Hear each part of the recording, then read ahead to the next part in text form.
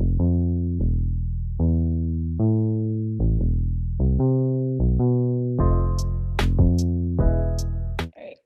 Peace and blessings. You're watching That's What's Up with Qiyamah Muhammad. This is a series to showcase the lives and experiences of those in the albinism community to share their stories and their life. And we're here with our guest for today, Janica Terrell. If you'd like to introduce yourself. Hey everyone, my name is Janica Terrell, and I am honored to be on this platform with Qiyamah. She's an amazing individual. I'm getting tongue-tied. She's an amazing person, and I'm just so happy to be a part of this experience where we're able to talk about albinism. So I'm really excited. Hey, thank you. Thank you for just agreeing to be my guest for today. Um, um, I guess so. Well, to get started, um, my first question would be, like your parents' reaction when you were born. Well, from what my mother discussed with me in regards to it, I'm the third person with albinism born in my family. So um, I have two older sisters who have albinism. So they were already, acquainted with it from the birth of my first sister with albinism, then my second sister. So by the time it came to me, they were very, very familiar with it already. Back when we were born, which was late 80s to early 90s, there was not a lot of information out about albinism. However, doctors were aware of it. So the doctors basically told her, I believe when she had my first sister, that 3 out of 5 of her children would be born with albinism. So there was already this expectancy there to have these babies born with albinism. And they just loved us. They never treated us differently.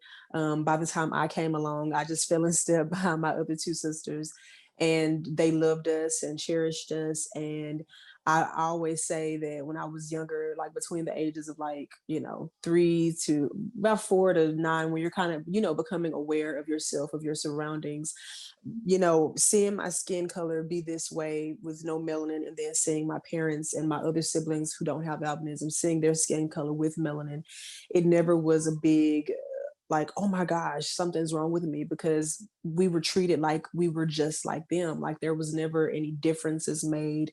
There was never any discrimination, or there were no disparities that dwelled within our household. Our parents were just really, really awesome with making sure that our environment was very conducive to being albinism friendly. And I mean, like I said, I really just it was nothing to it. Like, I mean, that was my mama, that was my daddy, and to them vice versa. We were their babies, we were their children.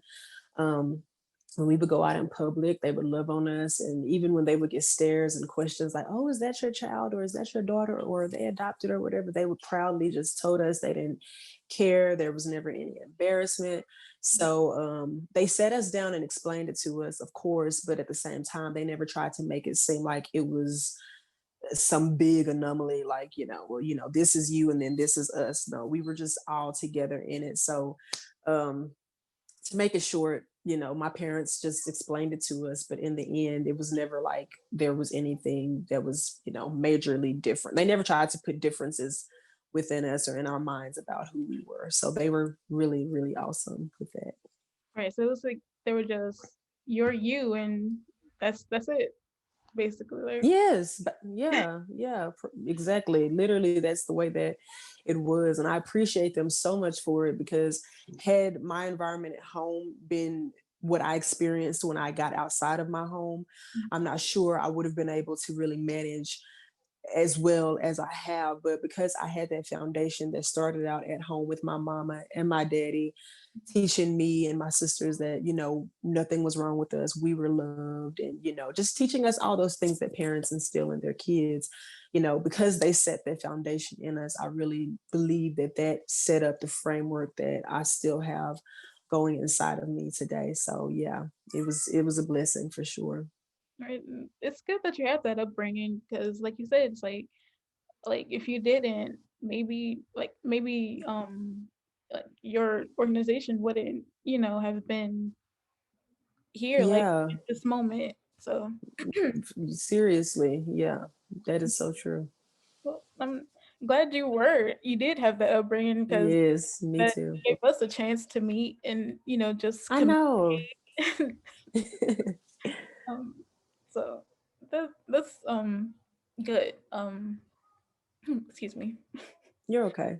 Um, so the next question would be um like just like school life. Like how was school life like? Um Well, we were. Are you still going with your oh, question? I didn't want to cut you off. I'm good. You can go Oh, ahead. okay. Okay. We were homeschooled. So we didn't go to school from K through 12. We were literally homeschooled. Me and my siblings were. So we didn't actually have or I didn't have like a in school like life, but we did do extracurricular activities outside of our homeschooling. Like we would attend summer camps. We would go to different events where there were other kids our age, other peers who were like us. So we definitely were around, our peers, but it just was not in a school setting. So being homeschooled, being there with my siblings, it was really fun. It was really engaging. And I love it. And being homeschooled has been one of the greatest highlights of my life. I haven't finished living my life yet, but that is one of the greatest highlights of my life. Being a homeschooler was just really awesome, and the experience was really great. That's good. Do you think like how do you think your experience would have been if you had went to like a public school or just if you weren't homeschooled? How do you think like that experience would have changed? I don't know. Sometimes, like when I'll read stories of other people with albinism who did attend school, and most of the stories have negativity with it as far as the bullying and the discrimination that we face. I often think or just ponder, like, what would my life have been like, especially because although I did not go to school, I still experienced that too. I can only imagine the level that it would have been had I been attending public or private education, because it really did put a lot in perspective, and it does put a lot in perspective, especially as I move forward in advocating for albinism. And like I said, I see so many stories that are just absolutely heartbreaking of how we were treated in the school system. Mhm. So I honestly can't say I know how it would have been, but I can kind of have a picture of it, again, simply because without the school system, I was still bullied. I was still, treated mean, and I had things happen to me too that were not right. So I can just venture to say, just judging it off of my experiences that I did have, that I probably would have experienced that in school as well. It would have been experienced, there too. So can't say for certain because, of course, I wasn't, but I'm just saying as I kind of think that that would have been my experience. It's like you can kind of put yourself in someone else's shoes, even though you Right. like, experienced it yourself. Like, Right. Yeah, for that sure. empathy. That's always a word that I have trouble remembering. It's that empathy. You can like just like imagine for yourself what it would have been. Yes, yes. I absolutely can. And that's something, it's funny you mentioned that, because I was just talking to my sister yesterday about that. And I was telling her, well, she was telling me about, well, really this year with the pandemic and everything like that, she started out the conversation about talking about being emphatic and just being understanding, and especially during these times with so much that's going on with people. And I was telling her yesterday that that's something that I have always tried to do, whether it's like just minuscule things to big things. If it matters to the next person, then it matters to me. Mhm. And even if I can't necessarily relate to it, I try to at least get as close as I can so that someone else can know that I care.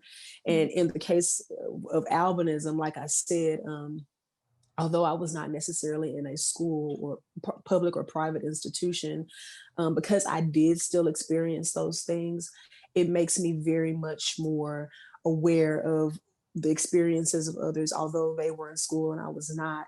It just, because I know how it feels to not like who you are, or feel like something is wrong with you, or to just cry because you're being teased or you're being made fun of, or to have discouraging low self-esteem thoughts about yourself, because I know all of that firsthand, that makes me even more, um, like you said, empathetic. I think I said it wrong too, but it just makes me, it makes me much more sensitive to others and their experiences. Again, although I can never relate to being in a school setting because I was homeschooled, I can still relate to the negativity that surrounds albinism and how we as people are treated. So that's something that I really, really, really do try to do.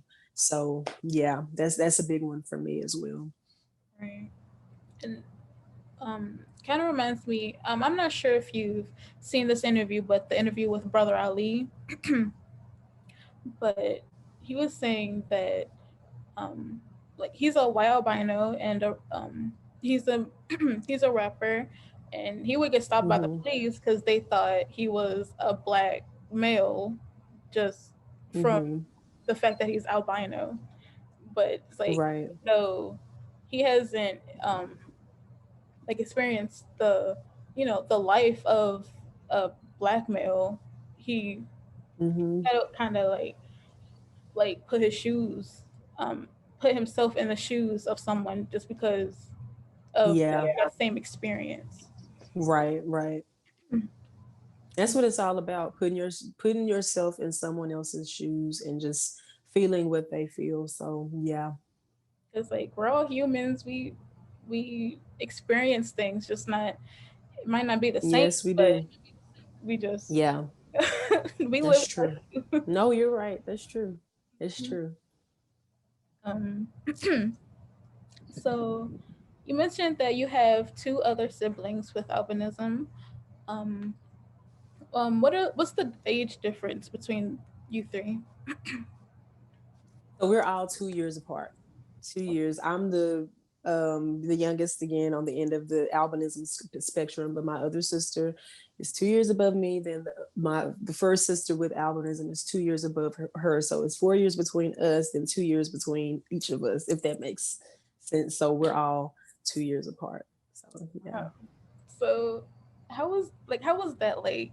Did y'all like I can I can kind of see like y'all had similar experiences, but like how was it like growing up with siblings that also had albinism? It was fun, and because I was younger, I really feel like that's what shaped me into, again, more of who I am today. Because I tell my sisters all the time, because they walked it first, I was able to have a blueprint as to how I could navigate through life too. Because especially with my oldest sister who has albinism, she experienced it all before me and my other sister, before we experienced it. She experienced it, and then the next sister experienced it, and then when I saw these two go forward and they conquered and they pushed through and they came out, I had inspiration to know that I could too, because I had these two sisters, two big sisters at that, rooting for me and pulling for me. So it was a really phenomenal thing. While it was hard for me with what I had my experiences with, I will say that that was one of the greatest blessings that God gave me, was allowing those two to walk before me and be my role models, because I don't know if I would be a portion of who I am today had it not been for them really navigating the way, leading the way, keeping me on track, telling me no, Janessa, go right when I wanted to go left, or vice versa. Like, they are the ultimate, and they still do that for me to this day. So they were very instrumental and still are instrumental in all that I do. And the woman that you guys see today, they have played a very pivotal role in that. So yeah. Shout out to your sisters. Yes. Shout out, shout out, shout out. Yes. um, so um, though your experiences weren't the same, um, have y'all like just talked about like things that were similar, just different, or? Like, what were some similar or different things that y'all went through? Oh my gosh, we talk, and excuse the screaming. I have the window up, so you might hear some kids screaming in the back. They're outside playing, but we talk all the time about everything, like all the time. So yes, we definitely have covered this topic before, and we experienced some of our experiences were similar, as far as like the bullying, the teasing, being made fun of with our eyes, our skin, our hair, being told what colors we would look good in, or no, you won't be able to do this, or you won't be able to do that, or this will be hard for you. So we had a lot of similarities, and that points back to what I was saying a moment ago with them, because they walked through those things before I did. When I went through it, they were able to like help me get out of it and help me to see that I can make it out, because it was hard. It was hard. And I won't say that it was easy for me, because I'm speaking for myself personally. It wasn't. But when I started talking to my sisters, because a lot of times you feel like you're the only one going through it. But when you actually start talking to other people, you find out, hey, I'm not the only one. And just so happened for me, before I ever made it to social media, before I was ever able to meet any other people with albinism, I had these two dope sisters who I could talk to and be like, hey, this is happening, XYZ, et cetera, et cetera. And then they were able to come back at me and be like, yeah, I experienced that too. And we were able to talk about it and be each other's help. Mm. And that really helped me greatly, because like I said, I had such a hard time, especially when I got into my teenage years. That was a really hard time for me, from like 13, 14 to like 17. Those were really hard times for me. So we kind of went through it at the same age period as well. We were all teenagers within that same age range. So we experienced it greatly. And we plan on talking about that one day soon, to just really go into their experiences, because I can't speak for their experiences. But one day we plan on actually talking about it, and they will tell, their side and how they came out and overcame. But yeah, we had similarities in how we were treated. Mm. Well, it's good that y'all had that connection and just bond, like not even just Yeah. with albinism, but just the fact it's like a sibling bond. Like, Yeah. Yeah. um, I can relate to that. Just like my older brother, he doesn't have albinism, but it's still like we experience that type of just like life kind of, and Yeah. really Yeah. close. Like just Yeah. he's older by 4.5 years. Um, so he went to like high school and stuff, and I'm still in middle school, and just I'm like, oh my god, I don't know what's gonna Right. happen. But he was able to just Right. like help me and talk to me, just just Yeah. be there.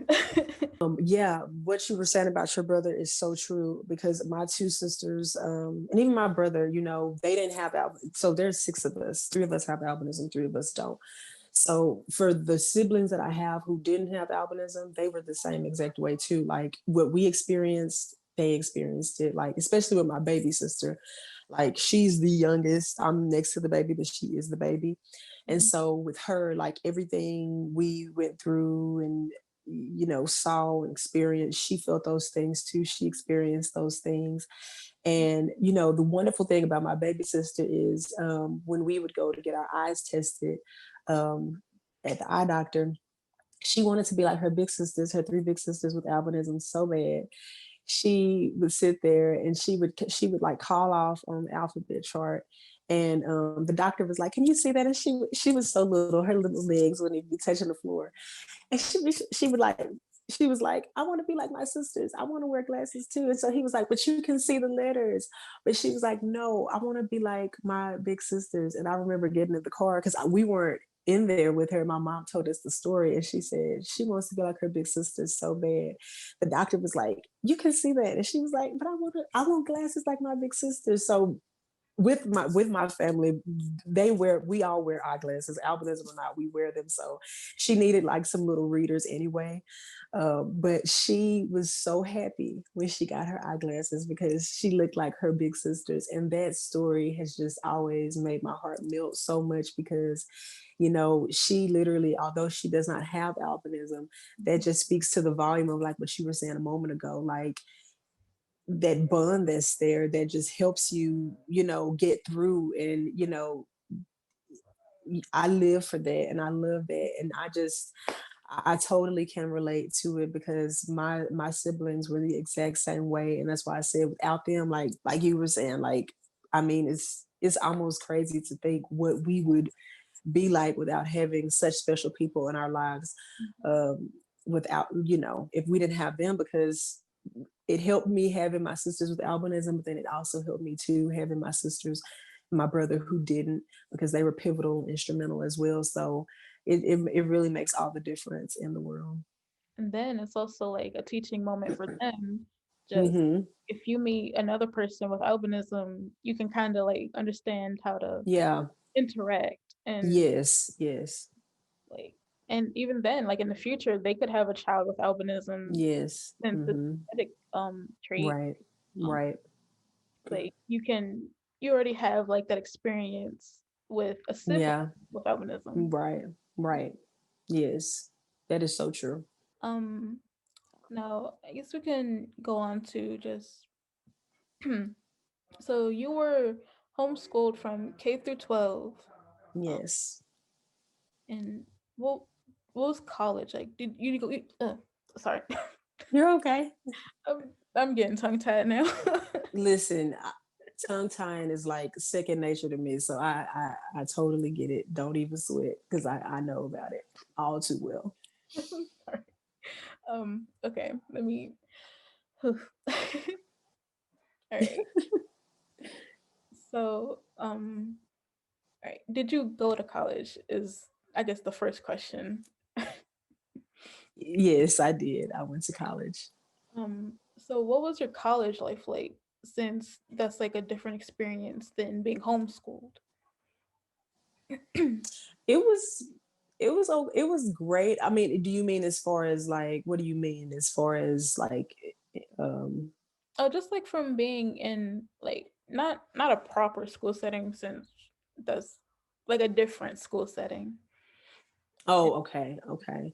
It was awesome. Cause like I said, we were homeschooled, but we were always out doing extracurricular activities. So it wasn't too much of a difference.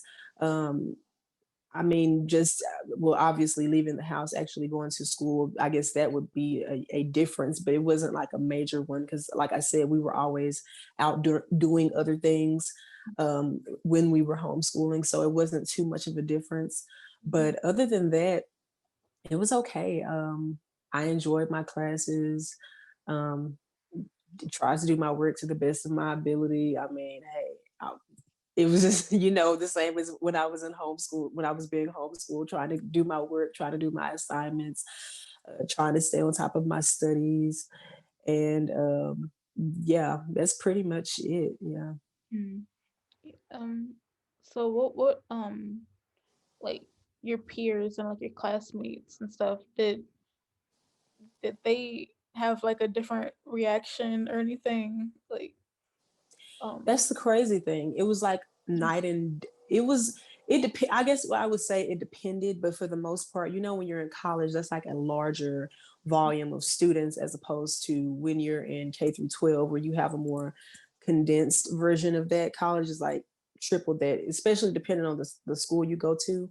And so I first started out in community college, and going to community college, my classes were really big, so it was easy for me to kind of get in and not really be seen or heard. I would sit in class and just that's just my nature. Like when I go to class, even when I was homeschooled, I was never the one to like raise my hand and just try to shoot off answers. I always kind of like waited. And even when I would do my other extracurricular activities, I was like that. That's just my nature. Like I'm not in my I don't know. I try to get out of there, but I literally, like, my professors would be like, okay, you get extra credit if you if you say the answer, if you come in with a, just a random news bulletin for the day, and I'm just like sweating because I'm an introvert. And introverts are not very big talkers. We're just not gonna just pop out of the box, just coming out with stuff. So when they would say extra credit, I'm like, okay, I know I need these points, but gosh, I am just dreading having to open up my mouth and say anything. Like the sweat bullets are just coming down my face. Like I'm so introverted. Like, believe me when I tell you. So, I like. What'd you say? Oh, I was saying I could relate to that so much. Yeah, I'm telling you, like I'm introvert queen over here. I need a shirt that says like introvert queen because I am just so introverted. So I loved college because of the fact that I could just be among this sea of people and not really be noticed, because I had such a difficult time when I was a teenager, and it seemed like everywhere I went, whether it was the grocery store, whether it was going out of town, whether it was at local events or anything, it seemed like I was always noticed and someone was always making me a spectacle. Someone was always pointing out the fact, hey, you're an albino, that albino girl, look at her, this, that, whatever. So when I go to college and nobody is like really caring, I mean, I'm walking on campus and people just, they just had their backpacks on, walking to the next class. I mean, not even really giving me the time of day. So it was much easier for me. But for the relationships that I developed while there, like I said, I started out at community college and then I went to a 4-year university. I transferred. The relationships that I made with people there, for the most part, they didn't really say anything. They didn't really do anything. So I always found myself, because I was so used to people asking questions about my eyes or about albinism, or why are you so white, or why are you this, why are you that, I always found myself being the first person to say, well, yeah, I'm an albino, to like just Like, started out because I was so used to, yeah, to just not like when they first met me, like, hey, I'm an albino, but eventually like getting into the groove of it, talking, I just felt like that was something that I had to let them know about myself. And they were just like, oh, okay, like, okay, that's cool. And so those were really defining moments for me as well, because that's when I really began to realize that everyone was not like the people that I grew up around.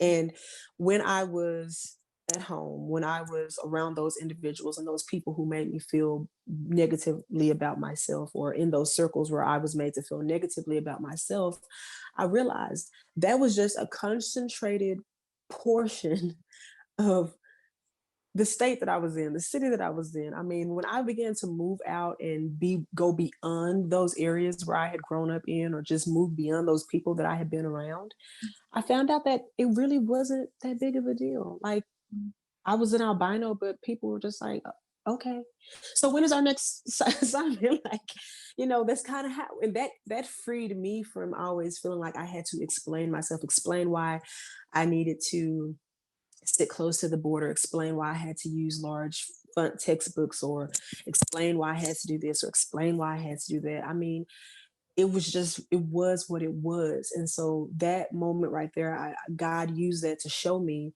everybody is not who you were around. And like I said, those moments were very pivotal for me, just becoming more sure of myself. And I did not eliminate the introvertness, because I'm just still an introvert, period. Nothing is going to stop that. But as far as overcoming the shame, so to speak, or the embarrassment, or the low self-esteem that I acquired due to the way that I was treated with albinism, once I got into college and I saw that a lot of people didn't think the way I thought that they thought about albinism, that really helped me out a lot. um, I can like definitely just like relate to that, even though I haven't gone to college yet. Hmm. I can, just still like Yeah, imagine what it'll be like, just yeah, like you said, like just from being an introvert and just being around like that larger right. setting type. Yeah, it's totally different. But yeah, it not saying that it's all perfect and all good and all easy, because you still have those there that will try and, do or say things either. But just for me, like I said, it was such a larger volume of people. The schools that I went to were had just a very great amount of people. I was just able to experience a lesser version of what I had gone through when I was a teenager. So yeah, it's a wonderful experience for sure. Right. Um, okay. Yeah. So, um, well, I kind of mentioned it before, but you have um, you have an organization called No Melanin. Um, would you like to Yes. um like talk about that? How you got started? Like, what inspired you to make it and everything? Yes. So this happened before college, but I didn't really start it until the year I graduated from college. So I like I said before, I suffered with low self-esteem. I was teased and bullied and things like that about having albinism, being an albino or a person with albinism. So I was really, really, really low in my esteem levels were extremely low. And I am a believer, I'm a person of faith. I'm a Christian. So I was raised in church my entire life, knew about, God and Jesus and all of those wonderful things.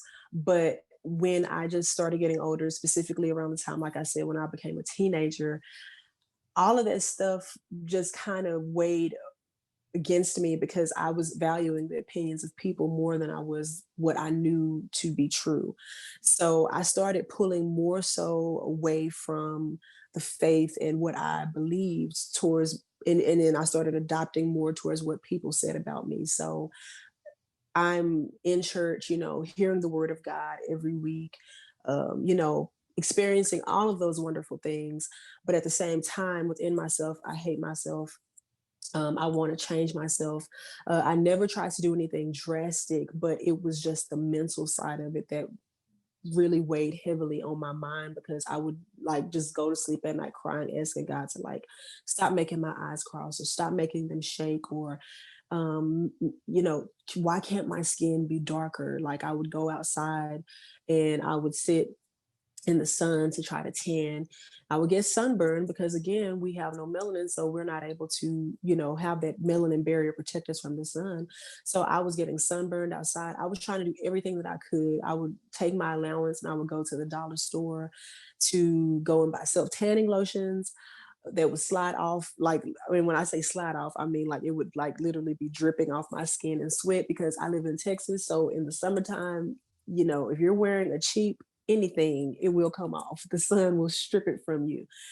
And so I was going and buying these tanning lotions because I felt like if I looked more acceptable to people, then I would not be um, as much of a strange anomaly, or I wouldn't get picked on so much, or maybe the people that are talking about me will like me. If I come in with darker skin, or if I used to always say I didn't like my blonde hair. I wanted black hair. I wanted to be a brunette, brown, or black, anything but that ugly blonde hair that just stood out and made me look so different. And I just I hated myself. Literally, I did. I hated myself and I wanted to change. I wanted to be different. I had so many negative views of myself. I I couldn't even tell you really anything positive about myself because that's just how low my thinking was in regards to who I was. And again, this was just based off of my experiences, how I was treated, how I was made to feel. And so I took that with me.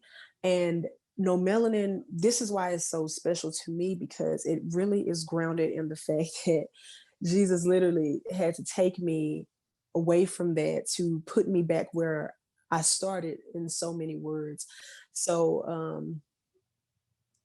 I began to pray and I began to seek God and ask Him, well, if it's not anything wrong with me, if what my mom is saying is true, because she always told us that, my dad always told us that there's nothing wrong with you. And when I was going through these phases, she would always tell me that, like, you are this way for a reason.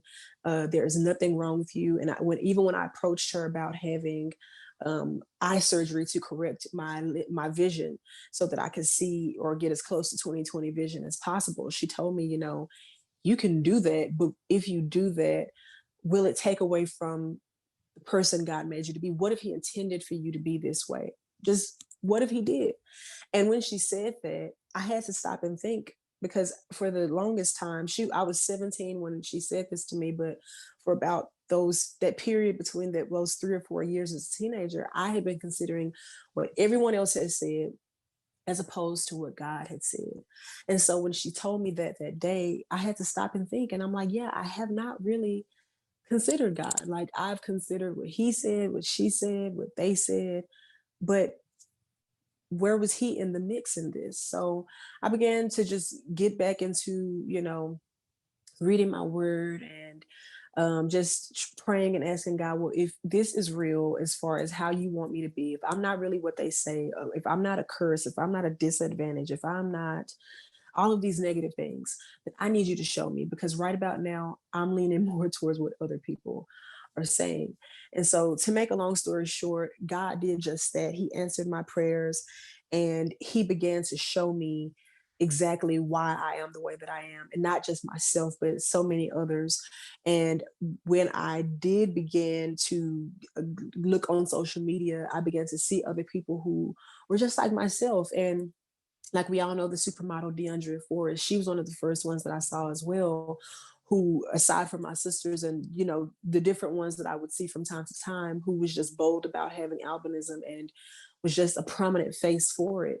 And so I credit God for all of this and for giving me No Melanin and just telling me to tell others that you can make it. If he brought me out, he can bring you out too. And not only that, um, like I always say, we were born this way on purpose, for a purpose, and that is to do great things with no melanin in our hair, skin, and eyes. And I actually had someone reach out to me one day, and they were like, by you saying no melanin, that are you trying to say you're not black? And I said, no, that's not what I'm saying. If you look up the definition for albinism, it's caused by the lack of pigment, little to no melanin being present in the hair, skin, and eyes of the affected individual. So I'm like, this is actually a medical term. I'm not trying to create anything differently. This is real. This is so it's a beautiful thing, and it's what God showed me. It's what He gave me. I take no credit for any of it, because had someone told me when I was 13, 14 years old, hey, one day you're going to be an advocate for albinism, I wouldn't have believed them. I would have been like, no, because at that time, I mean, I was literally hiding under a rock, trying to do anything that I could to just not even be associated with being that way, because I just had such a negative view of it. So to take that girl, and then 14 years later, I'm 28. So 14 years later, I'm sitting here talking to you about advocating for albinism. It's like night and day, literally, like literally night and day. And I just, like I said, I credit God for taking out those negative thoughts, those negative emotions, um, taking down those barriers, that bondage that my mind was in, and opening me up to the newness of life, which is his word, which is that we were created this way on purpose. Mm-hmm. And I dwell on that part so much, because so many of us feel like we are mistakes. We were born this way as a result of a curse. That's what some of the myths about albinism teaches. So when I got that information, I said, I cannot hold this to myself. I have to go, and I have to do something for others as well. I have to go and try to tell my story, tell my testimony. I have to go and encourage. And that's basically what No Melanin is all about. I don't consider myself to be like this uber talented, like, individual who can just, just the jack of all trades when it comes to being well versed in a lot of things. But one thing that I do know is that I am an encourager, and that is what God sent me to do, to just encourage people with albinism. Um, I don't have what a lot of organizations have. I'm not a philanthropist. I hope to be one day, but at the moment, I'm not. Only thing I have is my testimony, my experience, and the words of encouragement that God gives me. And I'm just so thankful to Jesus for giving me this opportunity to stand and be a light for Him and to just show others, hey, He brought me out, He can bring you out too. And not only that, it's just, we were born for great things. There is no limit to um, our destination. There is no stopping point. There is no rule book for others that have melanin and then another one for us. No, the sky is literally the limit. And as long as we believe, one of my favorite scriptures, Philippians 4:13, says that we can do all things through Christ, Jesus Christ, who strengthens us. And so I believe that firmly. If we commit all of our ways to Him and just um, really believe, then we can do anything. And I see so much of that every day. People from all walks of life just doing that. Those that don't even have albinism, they just go out every day and they push the envelope. They break down the barriers, they break down the walls, and they just go forward and do great things no matter what they're lacking. So it's I just use this platform as a way to encourage other people with albinism. Again, with it being started out with my testimony, because that's how it started out, with my testimony. And then from there, sharing others' testimonies. You were featured on there. You featured yours once. I remember sharing yours, and countless others have just come across and shared their stories with me, and I share them on the page, and just pictures and videos or whatever is uplifting and can encourage someone else who felt like I felt, or maybe they don't. They just need to see more or know more about albinism. I try to do those things. So, in a nutshell, that's what No Melanin kind of is, and that's the inspiration behind it, and the whole shebang, basically. Shout out to you and No Melanin for putting that Thank out you. there for others. No, so good to just see others like you can like like the experiences are shared, and even if it's not shared, Yeah, you know what someone else has gone through. So you're like, yeah, right. like though you might not have gone through it like yourself, it's still relatable. Like Oh yeah, totally. It is totally relatable. And that's what I love about it. And that's why I always tell people, like, I don't want to just be the only one talking about myself, about my experiences. Share yours too, because like you said, you never know what someone is facing or what someone is going through. You never know the lives that you can change, the people that you can touch. Even me just doing this, I cannot tell you how many people. I started this January 1st, 2016. 4 years later, I have been so impacted by so many people. Like I said, it started out with you. You were one of the first ones that I remember coming across when I started doing this. You were one of the first ones, and I was so inspired to see this young girl that, honestly, looking at you, I wished I had been that way when I was younger. But when I was your age, I was nowhere near trying to represent anything or be an advocate for anything. I was trying to run and hide and be everything but a person with albinism, because I despised this condition so much. But to see you, this young woman, just embracing it and walking in it, I'm like, man, I wish I had been like that. Like, I hate that I spent so much of my teen years not embracing that.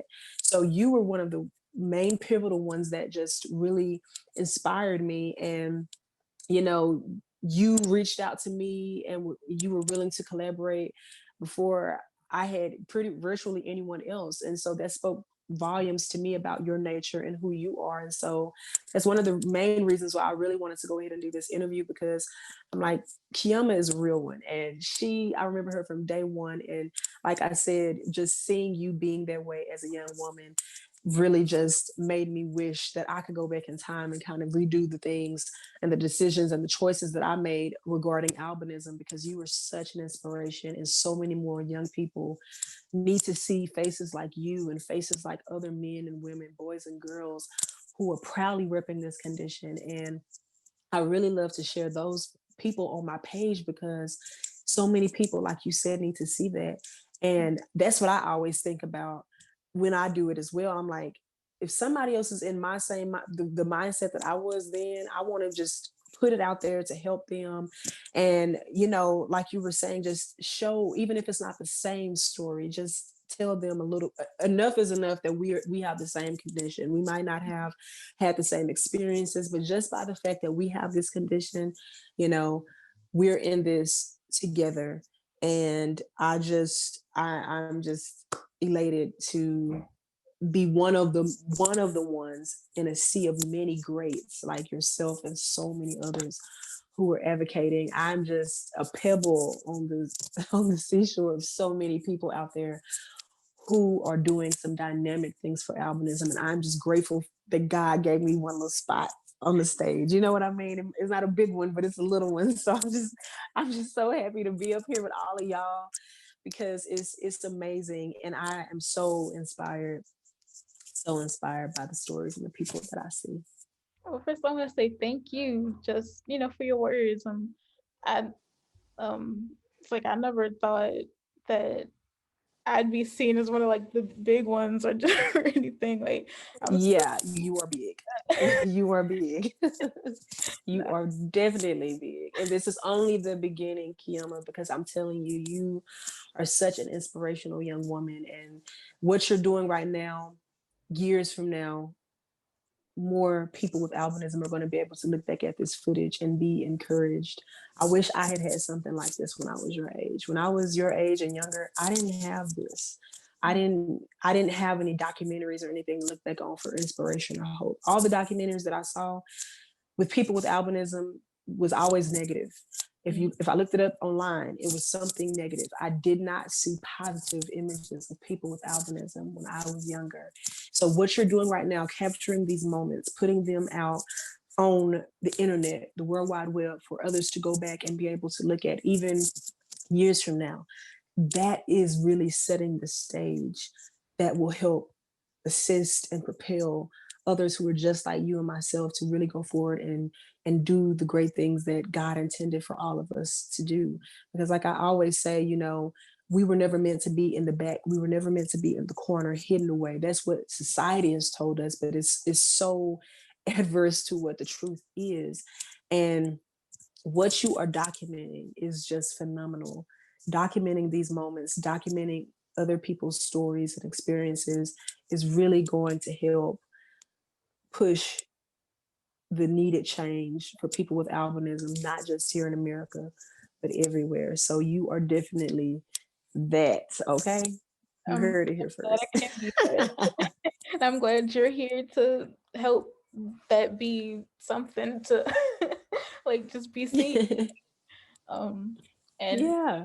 I'm not gonna sit here and like act like I wasn't always just the one that's be outgoing. Like you said that you were like 14, 15, all that, and that negativity was weighing you down. I was the same way. Hmm. Like, Yeah. and even now I still like have that doubt. Like it's confident by no brothers and sisters, and then there's still me like still like trying to like Hmm. that fit that Yeah. title. Hmm. Like Yeah. yeah. Yeah. That's true. I agree, because I find myself doing that sometimes too. And I have to go, even I was talking to my sister about that earlier this year. And she was like, yeah, you have those moments, but you have to just remind yourself of what it is and why you're doing it and the impact that it's going to have. And it's a work in progress. Confidence definitely is a work in progress. I would be lying to you to tell you now that I have it all together and I'm 100%. I'm not. I have my days too. That's just the humanness of us all. But it's the fact that you can admit it and be real about it, and that is what really brings about the change. It really shows that you're more confident than you thought, because being real like that, it takes courage to be real like that, and it takes confidence to be able to be real like that. So you are definitely that, and that confidence that you have on this platform, I'm telling you, it is penetrating so many lives, including my own. You made me grow 1 cubit in my confidence stature today. So you really are. You really You are. did You're the such a same thing. blessing. You like did the same to me. Like, just, your words are such an encouragement to like me Oh, and show like others. Like, they're gonna hear your words and be like, yeah, I can do that too. yes, they can. Y'all can. You heard it here first. Y'all can, wherever you are. I'm like Y'all can. so emotional soon.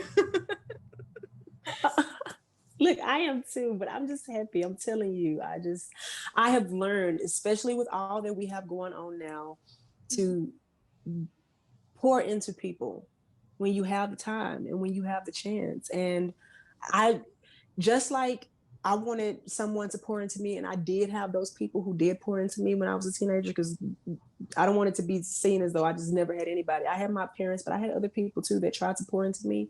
And I want to do that to others as well. So that's why I'm saying with you, like pouring into you, encouraging you, like, you are phenomenal. And this is just the beginning for you. This is literally just the beginning for you. So, hey, everything that I said is for real, and you can pretty much guarantee it. And I'm telling you, this is something that's going to be for the books, and what you're documenting is something that's historic. So you keep pushing and don't you stop. Okay, don't you stop, because you are needed and you are necessary, and you are definitely truly a blessing, and you were born for a great purpose, and a portion of that is what we're doing right now. So I'm just happy to be here. Thank you. I'm glad that you're here and you took the time to just speak and share your story. And I could also say the same to you. Like, you're pivotal too. You're another like Black albino woman, like sharing the stories, and like not just your own but others to Yeah, help in their life. Just and it's like a family type. It's like it we're all is. Come on. And I love big families. So yeah, we're just all in this together. I love it. like, you can add I another do. sister with albinism to your list. Okay, I have four now. Well, no, I have three extra. I'm the fourth. So look, I can't count. See, it's time to go. But yes, I have another one, Qiyamah. She's my other sister, y'all. Now I can say I have two Yes, you sisters do. with You albinism. do. You do. Yes, you do. Yes, you do. Go ahead. You can claim me. I don't mind. Yes, you do. I am honored. I am honored. I wanted to and just want to say thank you once more for taking time out of your day to speak on your life and your experiences. And I'm honored that you were one of my guests Me today. too. Me Yes. too. Me too. Me too. I'm telling you, I enjoyed it. And if you haven't noticed by now, I have the gift of gab. Once you poke me enough, I start talking. So I'm like, hopefully I wasn't talking too much, because it's a family trait. Okay. You meet me, you just know it's like 500 others out there like me that's a part of my bloodline who talks just as much. So, yes, I enjoyed talking. I really did. This is a subject that I could just talk about all day and all night, and then start over again the next day talking about. So, thank you for giving me the opportunity Maybe to talk about it today. we could do a part two so you can share more. Okay, I'm down for it. I don't mind. I love to talk, especially when it's something that I'm passionate about.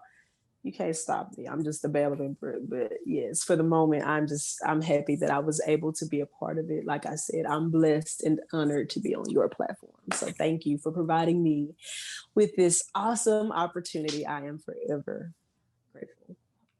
Grateful to you too. Um, and I know, like, during the interview, you like said words of wisdom and just encouragement. But if there are any closing thoughts and like other words of encouragement that you like to share to either like the younger, just the albinism community in a whole. Um, Yes.